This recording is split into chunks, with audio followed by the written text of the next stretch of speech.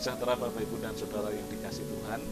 Di renungan minggu ke-7 setelah Pentakosta hari ini, bacaan kitab suci diambil dari Injil Matius pasal 13 ayat 24 sampai ayat 30, dilanjutkan dengan ayat 36 sampai dengan ayat yang ke-43. Bapak Ibu bisa siapkan terlebih dahulu, jangan lupa berdoa memohon hikmat Tuhan, lalu kita kembali untuk bersama-sama merenungkan.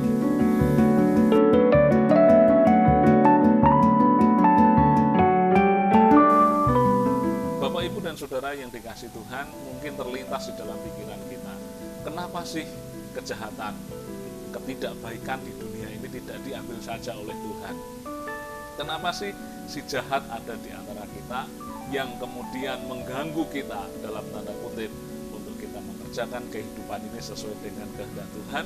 Kenapa Tuhan tidak cabut atau ambil saja kejahatan itu di antara kita? Nah, saudara, kalau saudara memiliki pemikiran yang seperti itu, mungkin juga sama dengan saya, mari kita belajar bersama-sama dari perumpamaan lalang di antara gandum. Nah, saudara, dikisahkan di sana bahwa Tuhan Yesus menggambarkan hal kerajaan surga itu seperti orang yang menaburkan benih, ayat yang ke-24. Nah, bersamaan dengan orang yang menaburkan benih itu, ayat 25, ketika orang itu pergi, penabur benih itu pergi, lalu datanglah musuh yang juga menaburkan lalang. Dikatakan di sana bahwa penabur itu telah pergi dari ladang itu, padahal yang ditaburkan adalah benih yang baik. Tapi kemudian setelah penabur ini pergi, datanglah musuh menaburkan benih lalang di antara gandum itu. Nah, kita tahu bahwa lalang ini adalah gulma atau tumbuhan yang pasti akan mengganggu dari pertumbuhan gandum itu. Menarik sekali ketika ayat 26 dikatakan bahwa gandum itu mulai tumbuh dan berbulir.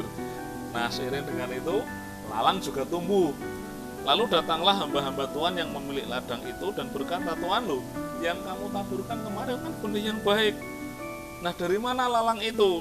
Nah, Tuhan yang memiliki ladang itu begini, seorang musuh telah melakukannya. Lalu hamba-hamba itu berkata begini, ayat 28, "Kalau begitu tak cabutannya saja semua." Nah, pemilik ladang ini berkata, "Jangan, kalau kamu mencabut lalang itu salah-salah nanti gandumnya juga ikut tercabut. Karena kamu mungkin tidak bisa membedakan antara lalang atau gandum itu. Jangan-jangan gandumnya juga ikut tercabut malah rusak semua." Lah terus gimana? Kata hamba-hamba ini, "Biar aja lah, nanti kan ada waktunya panen. Kalau panen nanti para penuai itu datang pasti akan memisahkan atau mengumpulkan lalang dan gandum itu nanti akan kelihatan. Kalau pada waktu menuai gandum sama lalang itu pasti akan kelihatan wujudnya." Nah, saudara-saudaraku yang dikasih Tuhan, Tuhan Yesus menjelaskan perumpamaan ini kepada murid-murid. Ayat 36 sampai ayat yang ke-43. Yesus berkata begini, "Jadi orang yang menaburkan benih itu adalah anak manusia," ayat yang ke-37. Itu Tuhan Yesus ya, saudara. "Lalu ladang itu adalah dunia," ayat yang ke-38. "Benih yang baik adalah anak-anak kerajaan dan lalang adalah anak-anak si jahat." Lalu musuh itu siapa? Ayat 39, musuh yang menaburkan benih adalah iblis. Nah, waktu menuai itu adalah akhir zaman dan para penuai itu adalah malaikat. Jadi di sini jelas ya bahwa orang-orang percaya, panjenengan dan saya adalah benih-benih yang baik yang ditaburkan oleh Tuhan Yesus di ladang dunia ini. Tapi bersamaan dengan itu, lalu kemudian si jahat yaitu iblis juga menaburkan benih-benih yang jahat.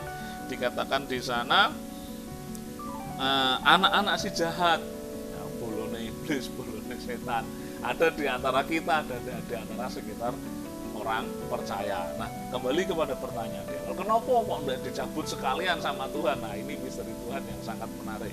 Kita ingat firman yang berbunyi bahwa Tuhan memberikan matahari kepada orang baik dan juga orang jahat. Nah, pertanyaan, kenapa kok itu tidak diambil, dicabut saja? Mari kita jawab dengan perumpamaan ini. Kuncinya adalah pada kata waktu menuai atau akhir zaman itu, di mana nanti akan kelihatan mana lalang, mana gandum, akan kelihatan mana anak-anak yang baik dan mana anak-anak si jahat, mana yang orang percaya, mana yang boleh iblis. Nah, nanti akan kelihatan pada waktu akhir zaman. Maka saudara-saudara yang kasih Tuhan, jelas di sini bahwa memang saya dan saudara dipanggil, ingat, seperti domba di tengah-tengah serigala. Saya dan saudara diizinkan oleh Tuhan berada di ladang dunia ini di antara si jahat. Nah, ini menarik sekali. Nah, kalau kita kaitkan dengan renungan minggu yang lalu, di mana ada seorang penabur yang menaburkan benih, muncul pertanyaan, loh Pak, kalau sudah tahu kalau benih itu tumbuh di ladang atau tanah yang baik dan berbuah, kenapa penabur itu tidak milih tanah? Kan penabur itu kan menyebarkan benihnya, ada yang tumbuh di pinggir jalan, ada yang tumbuh di tanah yang berbatu, ada yang tumbuh di antara semak duri, dan ada yang bertumbuh di ladang yang tanah yang baik. Nah, kenapa tidak milih itu saja? Nah, ini lanjutan dari kisah tentang penabur yang menaburkan benih di berbagai media tanam itu. Nah, pertanyaannya kan tadi, kenapa tidak milih-milih penaburnya? Penabur ini kan mengerjakan apa yang dia kerjakan. Saya dan saudara mengerjakan apa yang dikerjakan kepada semua orang tanpa pilih-pilih. Tugas kita kan mengerjakan. Nah, sama seperti itu, saya dan saudara juga mendapat tugas dan panggilan untuk melayani di tengah-tengah dunia dalam tanda kutip bersama-sama dengan si jahat. Artinya kita tinggal ada dalam tanda kutip bersama-sama dengan situasi yang jahat itu. Nah, lalu bagaimana? Apakah tidak diambil sekarang? Tuhan Yesus berkata, enggak, jangan. Nanti dicabut semua. Karena sekarang belum kelihatan mana yang lalang, mana yang gandum. Belum kelihatan mana yang benar-benar anak-anakku, kata Tuhan, mana yang anak-anaknya iblis, anak-anaknya si jahat, itu belum kelihatan. Lalu terus kapan? Nah, nanti ada waktunya, pada saat akhir zaman akan kelihatan siapa yang anak-anakku, siapa yang anak-anak si jahat. Nah, saudara, bagaimana penerapannya dalam hidup kita? Saudara, yang pertama, kita harus mengerti dan sadar bahwa memang Tuhan mengizinkan kita hidup di tengah-tengah dunia yang jahat. Tugas saya dan saudara untuk menggaraminya, jangan malah terseret ke sana. Tetapi bagaimana saya dan saudara bisa menggaraminya? Kita hidup, katakanlah begini, kita hidup di tengah-tengah kemajemukan yang luar biasa. Bagaimana kita bisa mempertahankan identitas, bagaimana kita bisa mengasihi mereka, bagaimana kita bisa mengasihi dunia dalam pengertian menyebarkan kabar baik bagi dunia. Di sisi yang lain kita bisa mempertahankan identitas kita sebagai anak-anak Allah, tetap menjadi gandum sampai nanti akhir zaman.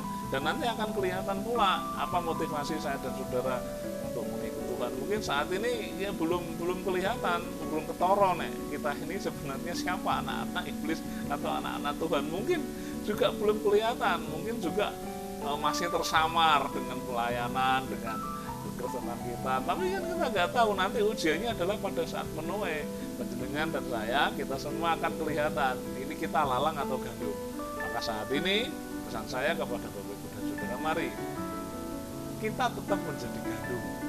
Mari pertahankan keganduman kita itu, saudara, supaya kita bisa dibedakan antara lalang dan gandum, supaya nanti kalau akhir zaman, kalau waktu menuai itu tiba dan si penuai sudah diutus untuk memisahkan lalang dan gandum, nanti kita akan bisa kelihatan, oh ini benar-benar anak Tuhan, lalu dikumpulkan di dalam lumbungnya. Oh ini lalang, ini nanti akan dikumpulkan kepada di tempat yang sudah disediakan, yaitu di dalam pembakaran. Nah, ayat yang ke-43, pada waktu itulah orang-orang benar akan bercahaya seperti matahari dalam kerajaan Bapa mereka. Siapa bertelinga hendaklah mendengarkan. Mari kita mendengar, kita punya telinga, kita punya hati yang harus dibuka untuk firman Tuhan. Panjenengan dan saya lalang atau gandum, nanti kalau waktu menuai kita akan kelihatan. Mungkin kita nggak tahu bisa membedakan, ini alang-alang apa gandum, itu alang-alang atau gandum, belum tahu. Nah, saudara, tugas kita adalah menjadi gandum segandum-gandumnya, supaya nanti kalau akhir zaman kita sungguh-sungguh bisa kelihatan kita adalah benar gandum. Nah, itu jawaban dari kenapa Tuhan tidak mencabut saja lalangnya. Mungkin juga menjadi satu pelajaran bagi saya dan saudara, supaya kita bertumbuh dewasa, supaya kita bisa belajar, supaya kita bisa sungguh-sungguh teruji bahwa kalau tidak ada ujian ini kan, bagaimana bisa lulus, bagaimana Tuhan bisa tahu kapasitas iman kita kalau tidak ada saudara, tidak ada ujiannya. Bagaimana kita bisa tahu kemampuan nyetir kita kalau nyetirnya hanya lurus di tengah jalan yang lebar, nggak ada temennya itu, bagaimana bisa tahu kemampuan nyetir kendaraan kita? Nah, baru ketahuan kalau kemudian kita mengalami halang dan rintang, harus membaca rambu-rambu, ada lawan perjalanannya, melalui medan yang berliku-liku dan dengan berbagai rintangan, akan tahu kapan tahunya ya nanti kalau sudah sampai finish, saudara. Oh, kamu telah lulus melalui ujian halang rintang ini, dan kamu benar-benar seorang driver yang mumpuni, yang luar biasa. Kan seperti itu. Nah, kalau kemudian memang jalannya lurus, apalagi yang dikendarai mobilnya matic gitu kan, saudara. Ya bagaimana bisa diketahui orang bahwa itu adalah pengemudi yang handal? Jalannya lurus, lebar, gak ada temannya yang lain. Ya wajar lah. Nah, mungkin sama seperti kita mengambil kesimpulan seperti itu. Tuhan mengizinkan saya dan saudara ada di dunia ini bersama dengan lalangnya untuk menguji kualitas kita. Kan jadi pembanding. Oh ini gandum, oh ini lalang. Ada lalang, ada gandum. Untuk bisa membedakan bahwa ini adalah gandum yang benar-benar kan dibandingkan dengan lalang. Nah, kira-kira seperti itu, saudara. Jadi bagaimana dengan kehidupan saya dan saudara?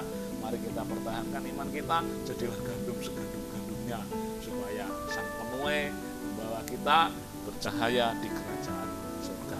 Amin. Haleluya. Tuhan.